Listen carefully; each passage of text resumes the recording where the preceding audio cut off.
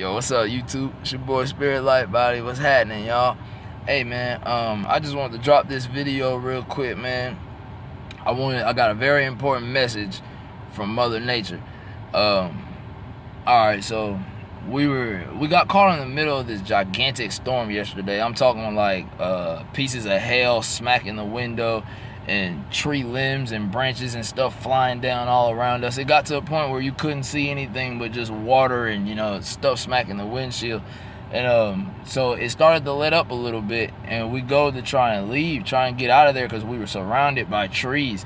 And so we were trying to leave, and all of a sudden, man, I kid you not, out of the sky, this lightning bolt comes flying from the sky and goes through a tree and hits the ground. And I mean, like, you could just see the bulb at the end of it. Man, it was amazing. I've never seen nothing like that before in my life. I could literally feel it in my heart chakra, and I could feel it in my third eye. I could feel it on the left side of my body.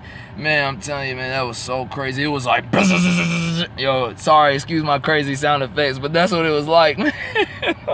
Yo, it was wild, man. Like, I ain't never seen none of that. I mean, I kid you not, this thing was like 20 feet away from us.